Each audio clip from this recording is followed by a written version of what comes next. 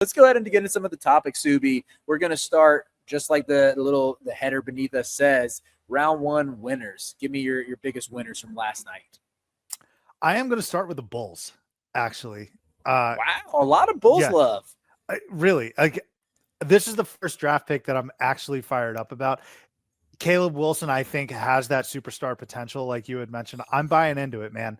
And I think he can be a culture changer. I know we joked a little bit about that, but he specifically referenced that in an interview, right? During the ACC tournament or the NCAA tournament or maybe a pre-draft workout. I forget. But he said, like, I changed the culture. And from like a program perspective, who knows? But it was very clear when Caleb Wilson was on the court, the North Carolina Tar Heels were a big threat. All right. And so I think he can translate, and the Bulls should have some sort of optimism about that. But also, Riley, like it's a fresh new start in the sense that Tiago Splitter's there now. And Tiago Mm-hmm. Splitter did an awesome job in terrible circumstances with the Blazers this past season. He got dogged, but I think him and Caleb Wilson can be attached at the hip in moving forward. So I'm going to start with the Bulls. And who did they? No, not okay. I'll start with the Bulls. Go ahead. So in terms of Splitter, from what I've read about him, he has a good reputation with player development too. And that does make me optimistic that maybe he can reverse the course of just the ways that the Bulls have ruined some of these young players. I know Jay Meisner mentioned Lauri Markkanen, another Arizona player. Like there is some trauma for guys, for our guys who have gone to Chicago. But yeah, I think the injection of life he should bring there, should be the face of the franchise pretty quickly. I think he's exceptionally marketable, has that charisma, and I think he'll play with that chip on his shoulder, just like being in a 4-person draft, so to speak, and being passed on for some other guys. I said this to Dion last night, but he took the backseat to Cam Boozer when they played on Night Riders on the EYBL circuit. Yeah. Took a backseat in terms of even the ACC Player of the Year race when he was healthy. It's like, oh no, Cam Boozer's better. Got that win head to head when they played in the Dean Dome this year. But I think he's going to be looking at this like, I've known this guy for most of my prep school career, and I'm going to outwork him at least and try to show why I should have been the guy this one. Not Boozer, not Peterson, not DeBonsa. My first winner, I am actually going to go with the Los Angeles Lakers. Taking Cam Carr. I know, I'm sorry. Taking Cam Carr at pick 24. This was a guy who I think had been mocked in the lottery for some folks. He ended up 15th on our big board for sleepers. I think when you factor in the frame at 6'5" with a 7'1" wingspan, 7'1" wingspan, dude, you don't see that on shooting guards. That is like so rare. Highest differential between height and wingspan measured at the combine. Plus a knockdown shooter who gave you, I think, 81 makes last year at a near 38% clip. If I'm not mistaken, he led the team in dunks. 45, I want to say. I don't have the exact number in front of me. I apologize for that. But explosive athlete, play finisher type. And yeah, sorry for the background noise. Is that coming through, Subi? Yeah, it's all right though. Kids are having fun. It's the summer. How's it better now? Okay, cool. I'm sorry about that. Yeah, I have an issue with this mic sometimes with the background noise coming in. But talking about Cam Carr, like he is that play finishing wing, both in terms of the spot up threat, the lob threat, to where if the Lakers lean into a new iteration where they let LeBron James go sign with Golden State or something, and they want to build around Reeves and they want to build around Luka, crazy I mentioned Reeves first. I apologize to Luka. Cam Carr is an ideal fit next to what they want to do. I like Cam Carr. I mean, clearly Baylor's best player. If you remember Baylor hosting Arizona, like Baylor hung with them for about 3/4 of the game because of Cam Carr. He's awesome, and he's so athletic. I guess what the question is, what are you going to do with Austin Reeves if you're the Lakers? Like, is he worth whatever money they're about to throw at them? But yeah, I saw that with like a pretty prudent pick from Rob Pelinka. I'm curious to know what superstar they land with, or they land for like 2 picks. Meanwhile, I'm over here breaking my back with 2 firsts and Jaylen Brown. That's not good enough to land Giannis. But the Lakers can just get Luka Doncic, and don't feed me. Well, they gave up Anthony Davis. Like, enough of that. I'm still mad. My other give me your second winner, Subi. Yeah, I'm not going in like particular order here, Riley, or how I'd rank the winners, but I really like the fit for Kingston Flemings on the Hawks. That actually might have been like, I think we all like nailed where he went and what team he went. Or at least I know I said he should be on the Hawks. I really think this is a new era, new regime sort of thing. Trae Young's out the door. He can take over. Quinn Snyder's a really good coach. And then his ability, I think Kingston Fleming's to put the ball on the deck, get to a spot in the mid-range and really rise up is special. I know folks had some questions about his height, but he's got really good length.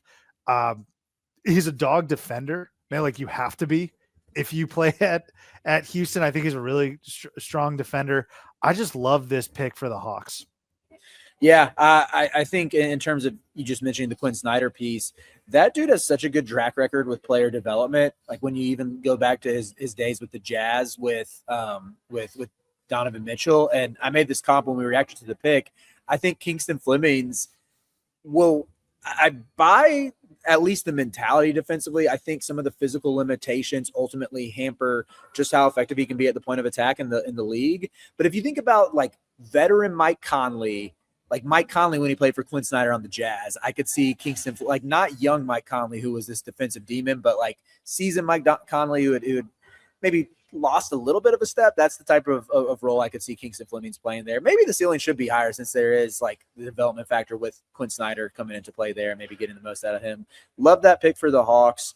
I'll go with my second winner as the Philadelphia 76ers, getting LeBaron Philon at pick 22. This was something Dion and I speculated on when we reacted to it in real time, was maybe there's some ego concerns. That was Dion's theory. But I just love the potential of having this trio of VJ Edgecombe, Tyrese Maxey, LeBaron Philon. I doubt you're going to play them all together, but however the roles end up shaking out, I mean, let's be real. Tyrese isn't coming off the court, and they've invested a ton in Edgecombe. Like, Philon is going to be the bench guard there, but when you're looking at teams that made the deep runs this year, it's a bunch of franchises that trotted out deep backcourts, guys with size who can play a little bit. Philon, I know he's skinny, and that might scare some people off, but if he can add some strength and keep that same burst he has as soon as he gets into the paint, I didn't realize this until doing some prep. The dude made a leap up to a near 40% three-point shooter this past season, making 81 on the year. Like, that was the weakness. That was what sort of crippled him down the stretch of his freshman year when the production tapered off.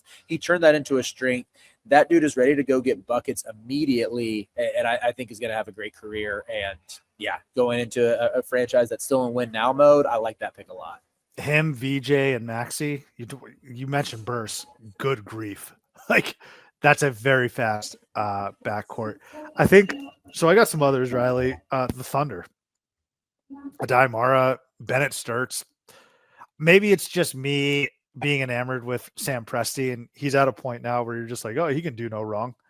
But OKC, man, Adai Mara is going to be great next to Chet, and like the way he was moving at the combine was really scary, dude. It was like you saw some of that combine footage and you were like, huh. But I mean, being a lob threat on SGA downhill moves or attacks, in addition to Chet, I think he can be great there. And then Bennett Sturts, awesome creator.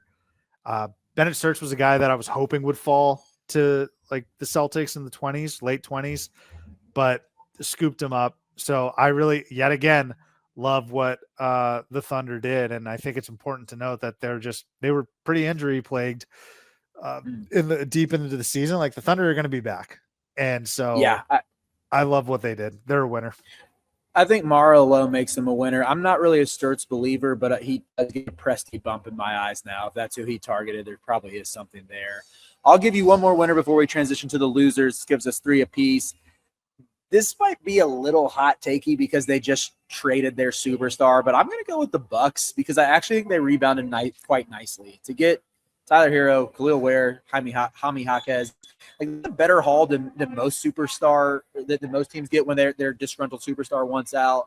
And then you took both like a high floor, honestly, I would still say high ceiling guy with Burries, but like Burries, in my opinion, can fit truly whatever role you ask of him. If you just want him to be, 3-and-D, catch and shoot, pick his shots, run in transition, he's going to fill that. But if you want to see what he can do with the ball in his hands and see if there's some untapped potential as a lead guard that we didn't get to see at Arizona because Jaden Bradley did so much for that team in terms of initiation, I love what he could be for them. And then Nate Amon is the swing for the fences where nowhere near the athlete that Giannis is and probably never will be. But if you're looking for jumbo 6'10" length on the wing who can handle and play make and rebound, then yeah, maybe you get the best version of Amen, and this rebuild isn't quite as hopeless as you once thought 2 or 3 days ago. Yeah, the Bucks are in my notes as well. Love the Braden Burries pick. Obviously, call me a homer. That's fine. Nate Amen, I've been super critical of. I don't know if at some point he's got to put on strength and get tougher, because there were times where he just got straight up punked in the SEC. But obviously, the project and the upside is there. As it relates to like the package that they got for Giannis, I actually might push back on that. I don't think that those guys are going to be. Kalel Ware will be part of the long-term plan. I don't know if Tyler Hero will.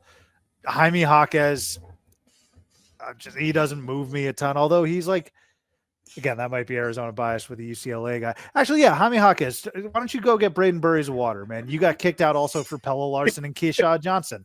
I'm making this about me, baby. But I do like what the Bucks have done there. Who did they just hire as their head coach, by the way? The Bucks, Taylor Jenkins. Taylor Jenkins. Like, I think he's a really good coach. He got done dirty by the Grizzlies. What he got, like a 5 or 6 year deal, which is completely different than what like Micah Nori got at Portland, which is crazy.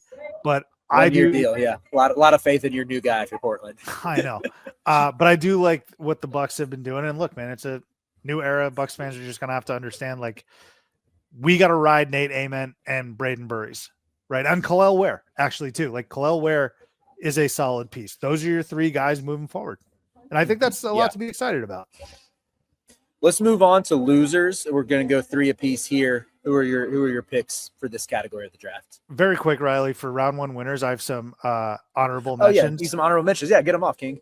Michigan, obviously. Mexico, Kareem Lopez, only the second Mexican-born player to be drafted. First ever in the first round. Shout out Eduardo Nájera for being a second rounder.